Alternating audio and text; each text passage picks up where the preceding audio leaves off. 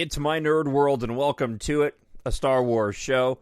On this week's episode, my thoughts on the Ahsoka finale and the Ahsoka series in general. Thank you so much for checking out the podcast this week. As always, you can find out more about my nerd world at mynerdworld.net. And this episode is brought to you by MyPillow.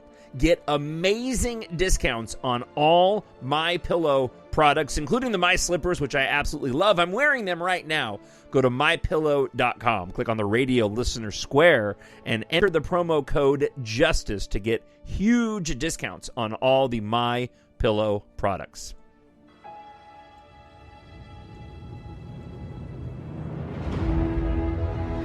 Nothing will stand in our way. I find your lack of faith disturbing. I will finish what you started. Who are you?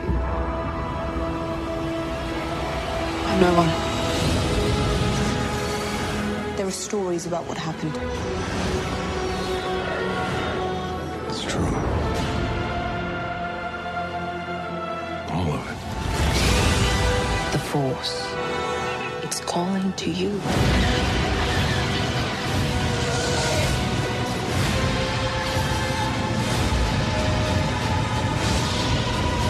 My Nerd World. Just let it in.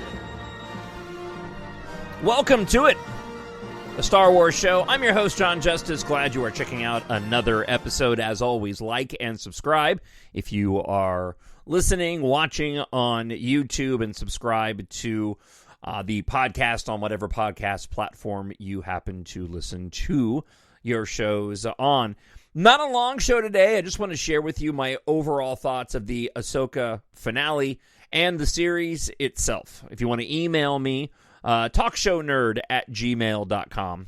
TalkShowNerd@gmail.com, and you can leave a comment up on YouTube as well. I'd love to hear your thoughts on the Ahsoka series. For me, this was my favorite live-action Star Wars show that Lucasfilm and Disney have produced so far for a number of different reasons. On another podcast I was listening to, I think they probably said it best that, and I was listening to the MakingStarWars.net.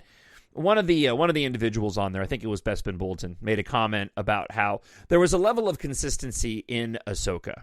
There weren't too many high highs, but there also weren't too many low lows. It really maintained a consistency, where in their opinion, a show like The Mandalorian, as it got later into, especially in that third season, and I agree, it had some really high highs, but it also had some really low lows. If I play the Desert Island game and I can only have one Star Wars Disney Plus series to take with me onto the island, and we'll go live action only, it would end up being Ahsoka. I know that Andor rises to the top of a lot of people's lists, and while I think that Andor is really a fantastic show, for everything that I love about Star Wars, Ahsoka really brought it all to the table in a package that I find infinitely rewatchable. Andor was a different kind of Star Wars, and I know for a lot of people it was more of their type of Star Wars. While it's a show that I will go back and rewatch, it's not one that I think I'm going to seek out and rewatch over and over again in terms of an entertainment value, simply because of it being more of a slow burn, not having the fantasy elements that I typically enjoy the most within my Star Wars. But let's keep it on Ahsoka, and let's talk a little bit about the finale. I did myself a bit of a disservice, mentioned this on last week's episode, watching the last few episodes first thing in the morning before I'm heading off to work. So usually starting them around 3:30. And it's hard because my expectations are so high. It's also early in the morning. My headspace is 1 foot in Star Wars and 1 foot going to work. On a first watch, this episode really blew me away. Even between 3:30 and 4:30 in the morning, watching the season finale, I was brought to tears in a few moments. Not pouring tears, right? Not sobbing, but I did. There were emotional moments for me. There were other moments where I had to stay quiet, but I actually cheered. I was that into the show, and I really appreciated the way that the episode ultimately wrapped up. Before I get into further details with regard to sort of more specifics of the episode, let me back up a little bit. And let me say this. I don't believe that we as a society were ever meant to be as interconnected as we are right now. I think that there are wonderful things that can be done with social networking and the ability to interact with people. When it comes to fandoms and commentary, the way that the fandom operates now and how we have those discussions among ourselves online really, I think, strips away a lot of the enjoyment that I think a lot of people would probably have had if we weren't so interconnected. You get the groupthink going on in too many circumstances, and then you get the over commentary, the desire to get views and clicks on podcasts and YouTube videos, and the fact that negativity drives so much of the content online. It's tough to know who's being genuine, who isn't, and this desire to overanalyze. Now, I know that's rich coming from a podcast host, coming from a radio talk show host. It's kind of my job to do that, and I overanalyze, on this show all the time. And I wish that I didn't do it as much as I did. When it comes to my thought of Ahsoka, I'm really trying to tap into that inner 12, 13, 14, 15, 16-year-old and look past some of the critiques that I could give the show and just really rate it on my overall enjoyment. This season finale has been getting a lot of criticism from people. And I really do think, while some of it is genuine and it's all subjective, I understand that. I really do think for a lot of people, it is difficult when a story wraps up that they've invested in and not everything is laid out and completed. We live in such a fear of missing out society that I think a lot of people just feel left disappointed at the idea that they're going to have to wait to see some of these storylines resolve. What I appreciated about the end of Ahsoka, and I'll start there, is everything wasn't resolved. And that's kind of the way that life is. At the end of the story, everybody was in a different place than they were when they started. Shin is now off with the nomads on Peridia. Baylan is now on his own journey, having ended up on a sculptured cliffside of the father of the Mortis trilogy, of the father, son, and daughter in the mountain. I don't think it's any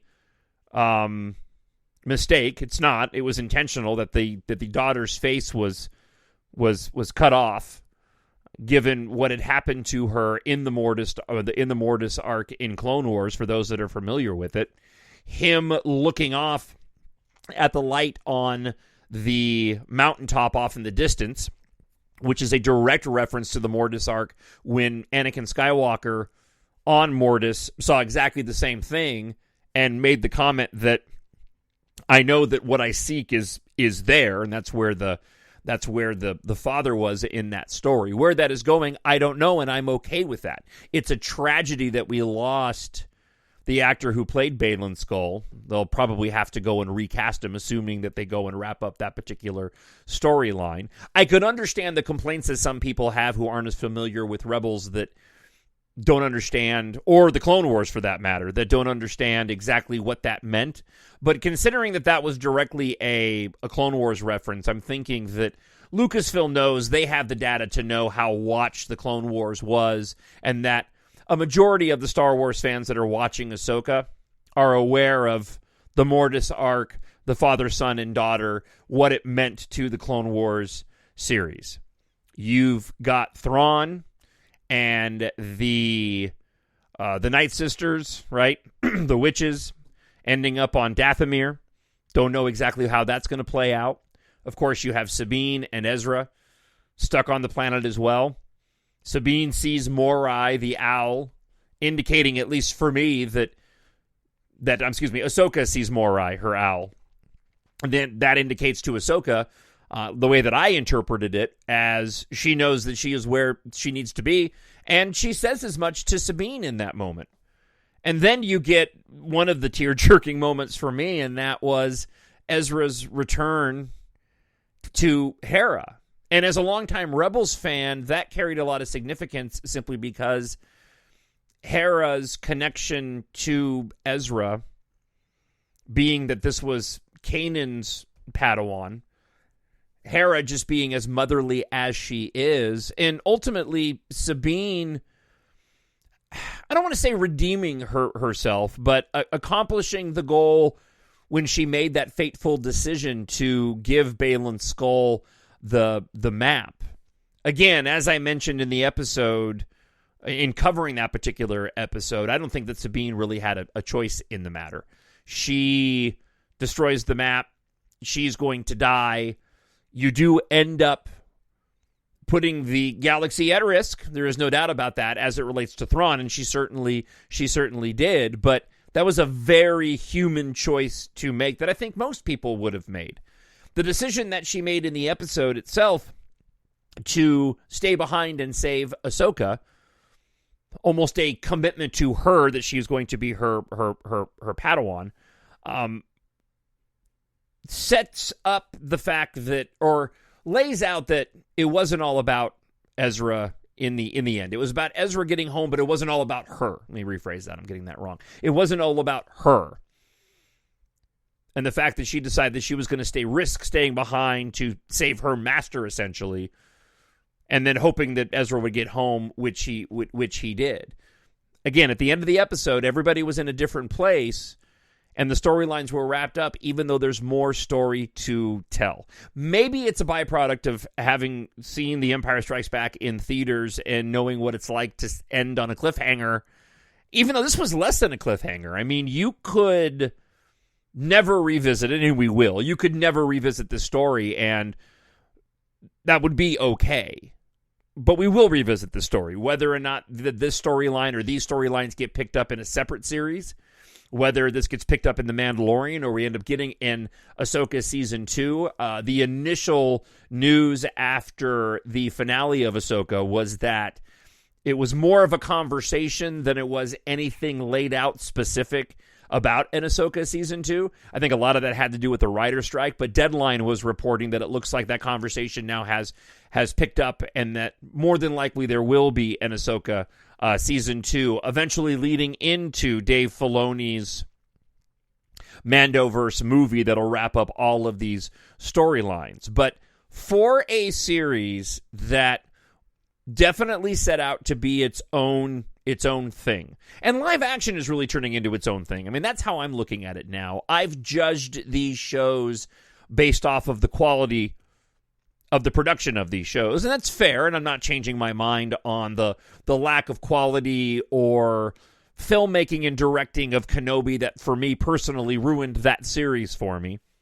The storytelling in Book of Boba Fett, but some of the production work in Book of Boba Fett just didn't work.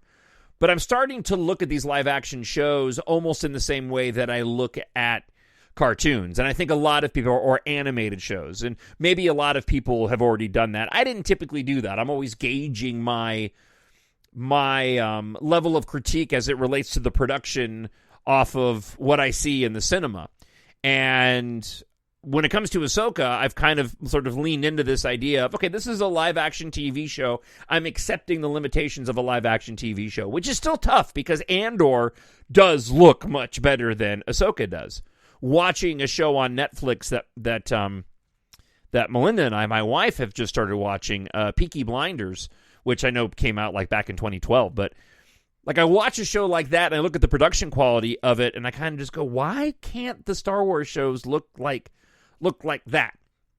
But we're also dealing with a different type of technology in terms of the filmmaking and a stylistic choice.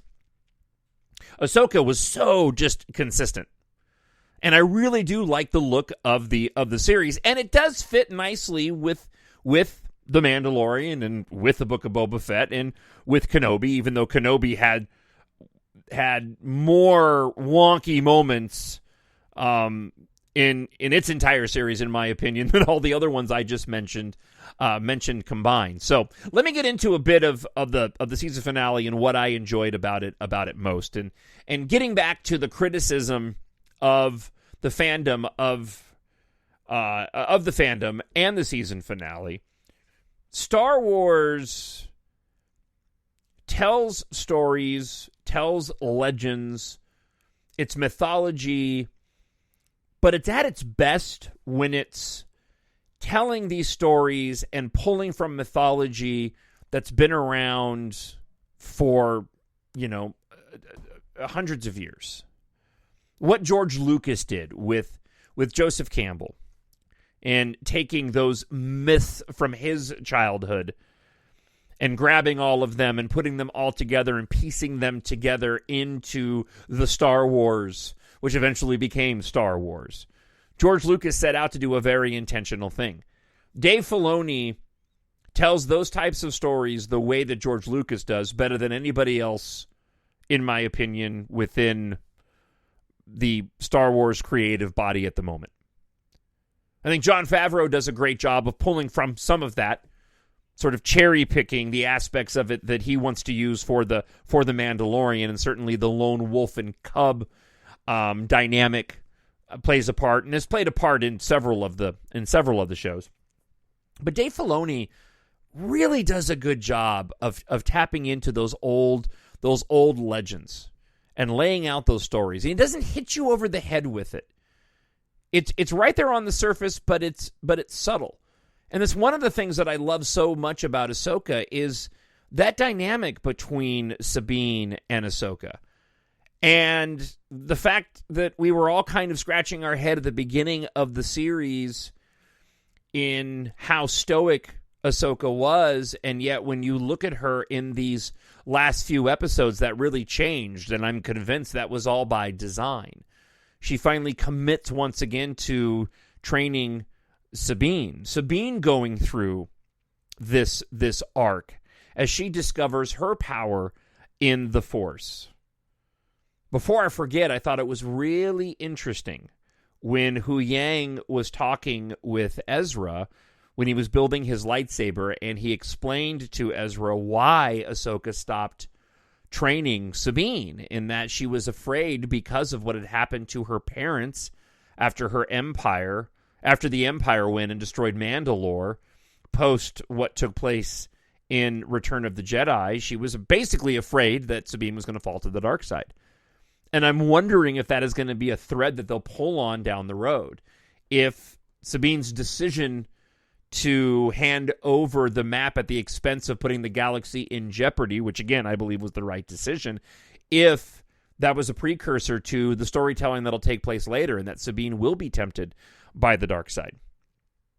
I think there's a very, very small possibility. I just want to put this out there, and then I'll continue with my line of thinking. There's a very, very, very small possibility that the group that we see on Peridia end up just staying there. And perhaps I need to look at the timeline. I haven't looked at the timeline yet, but I'm curious how much time there would be between where they are now on Peridia and the events of the Rise of Skywalker. Because there's that big question of where have they been during all the events of the sequel trilogy. Now, we've seen the Ghost in the sequel trilogy, but dealing with Ezra and Thrawn certainly you can eliminate bringing about the First Order prior to the events of the sequel trilogy. I don't think this is going to happen because I think Filoni's going to want to bring these characters back from Peridia to the known galaxy. But I think there is a possibility, although it, albeit minute, that they could stay there and this could be a basis for storytelling after the Rise of Skywalker. And having Sabine and Ahsoka trained all that time on Peridia, bringing Rey into the mix. And again, I have to look at the timeline. My timeline, if we're talking like 20 or more years, we're going to have a difficult time. But if we're looking at the 10 to 15 range, then it's a different ballgame, in my opinion. And I think it's longer than that. Ultimately, I think that the story is going to be that somebody's going to have to go back and get them, or they're going to end up finding their own way home. All right, so let me get back to the episode.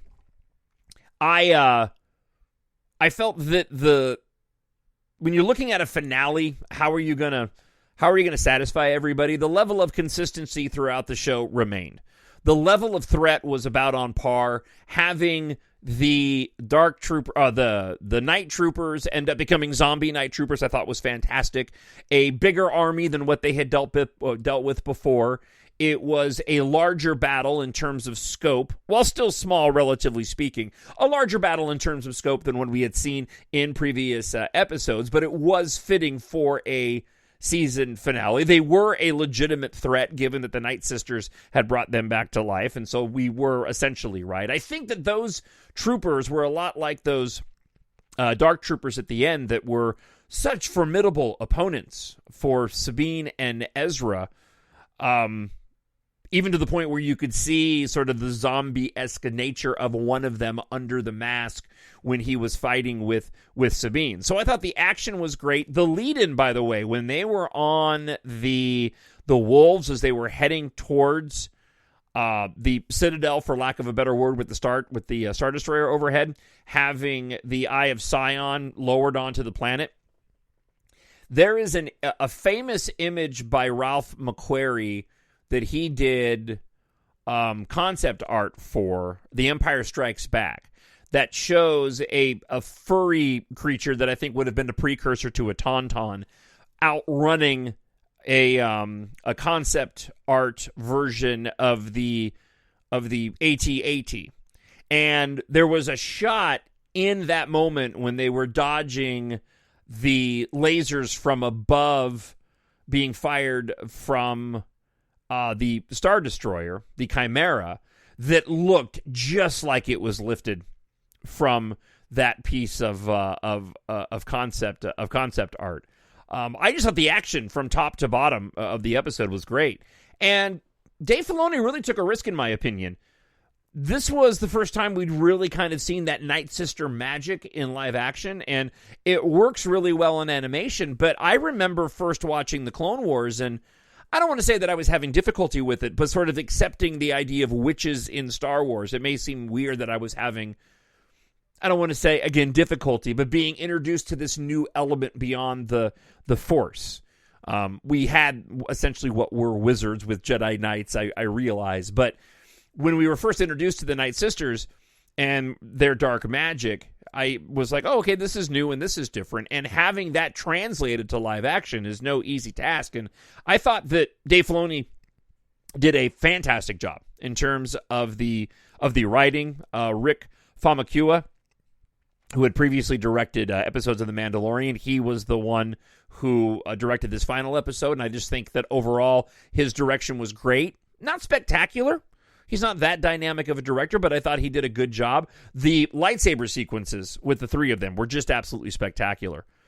Sabine always needs to use a lightsaber. I know we're done with the series now, but if you go back and watch it from the beginning, it cracks me up because Sabine's always struggling with her blasters until she ends up pulling out her lightsaber, to the point where at the end she's actually doing both.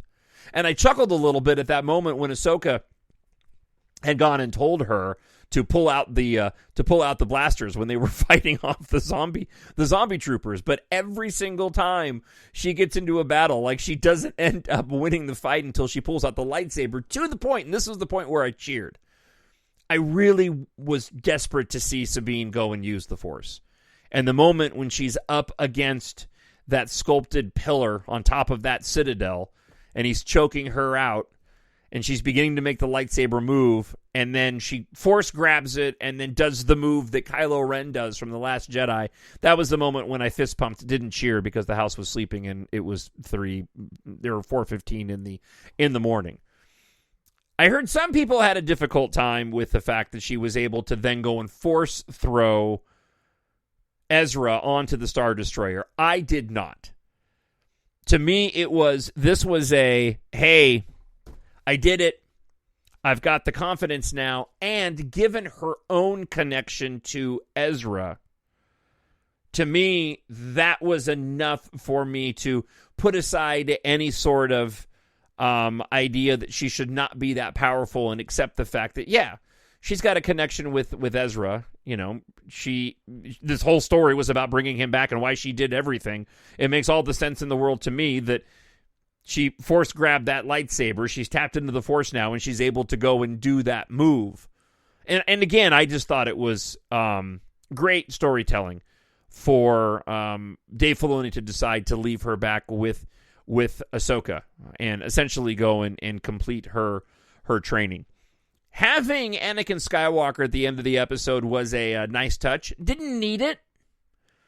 It does raise some questions in my mind as it relates to who exactly were we seeing inside of the world between worlds. And was he talking with Ahsoka at all before that moment? That was kind of the conversation that we had in our household, was whether or not they were actually communicating prior to Sabine walking up. What was it that Sabine sensed in that moment at the end of the episode? Was it Anakin Skywalker, or was it something else? Was she feeling drawn to the same thing that Baylan Skoll was feeling drawn to?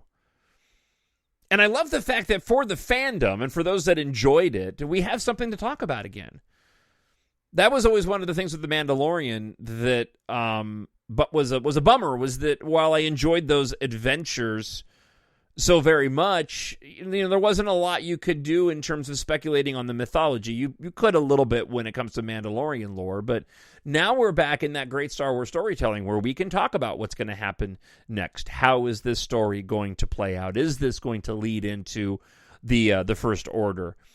We're going to have to wait a while, a couple of years, before we see the return of these characters, but this is a series that I am going to go back and watch again and again. I did a quick little math equation, and the series as a whole clocks in at, I think, about 5.5 hours. So, I mean, you're pretty close to the runtime of the first 3 movies, right? They're all about 2 hours each, so about 6. So, you know, this is a good, solid chunk of Star Wars that's almost as much content as we got in the original trilogy, and just so many rewatchable moments, in my opinion, in every single episode. Morgan Elsbeth got the short end of the stick in this whole deal, being left behind and then just fodder for Ahsoka there at the end. But I saw that coming. I think her story arc was done. She was there to bring, Thrawn back, and she brought Thrawn back. Questions remain beyond the open-endedness of the various storylines. What is in those caskets on board the Star Destroyer? I'm convinced that those are still Stormtrooper bodies that eventually will be resurrected, or those are past Night Sisters on the planet. There was a line in the episode of Thrawn when he arrived, bringing back those witches, and so my guess is this is going to be the basis of Thrawn's army. And listen, if they end up doing their Night Sister magic on those particular forces, and they're as hard to kill as the Stormtroopers are, were in this episode, then you're talking about a pretty formidable opponent. But overall, I really loved this series. I love all the characters. Pacing wise, at the end of the day, I don't have an issue with.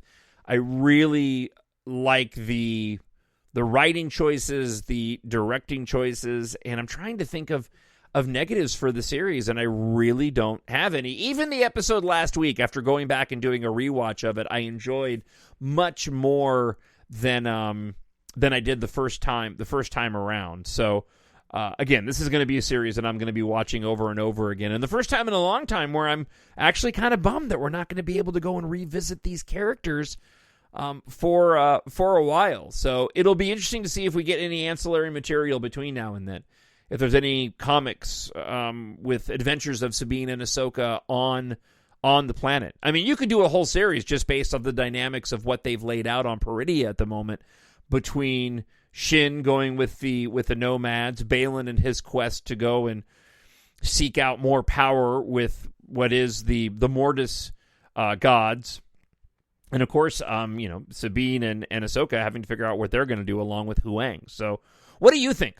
Did you enjoy it as much as I did? Do you have further criticism or comments or speculation? Drop me an email, talkshownerd@gmail.com, or leave a comment up on YouTube, and I will share them on next week's show. In the meantime, if you are a reader, I hope you will support my nerd world and check out my science fiction space opera series, EMBARK. 7 books in all in the series. Book 1, the description is as follows. Katha's father died 1 year ago. Yesterday, he gave her the key to saving humanity. She just doesn't know it yet. Rival megacorporations, D-Corp and Enercon, have made interstellar travel possible and spaceflight available to the masses. But when an industrial accident inside D-Corp unleashes a catastrophic chain of events, all of Earth is at risk. Meanwhile, when Katha Morrow suddenly receives a cryptic message from her late aerospace engineer father, fellow pilot Taft Guardia eagerly agrees to help her investigate. As the global evacuation begins, the ruthless Sin Argam of D-Corp attempts to exploit the disaster and gain control, while Taft and Katha discover what may be the only chance of stopping D-Corp's evil leader before it's too late. Don't miss this fast-paced and action-packed science fiction adventure. Treat yourself, a friend, or a family member with sci-fi written for adults, but great for ages 11+. Pick up EMBARK Book 1 today in ebook, hardcover, paperback, and audiobook, free on Kindle Unlimited, as are all 7 books in the series. And you can purchase paperbacks and hardcover versions now directly from me at a slightly discounted rate than what you would buy them for online at Amazon.com. So if you're interested in purchasing any of the books in paperback or hardcover, all you have to do is email me, talkshownerd@gmail.com, and I'll tell you how you can purchase those through PayPal. You don't need an account. And usually, after receiving payment, I get those in the mail and to you within about a week. I usually get them in the mail the next day or two afterwards. So if you're interested in picking up any of the 7 books in the EMBARK Science Fiction Adventure series, email me, talkshownerd@gmail.com. And I will give you the details on how you can do that. And I'll autograph them, too, for no additional price. If you like your science fiction space opera adventure to be epic, filled with some romance, action, and adventure, then EMBARK is perfect for you. On Amazon.com, mynerdworld.net, or talkshownerd@gmail.com. Thank you so much for checking out this week's episode. I hope wherever you are happy, you are healthy, and you are safe. I'll talk to you again next week. Bye. The Force will be with you, always. My Nerd World.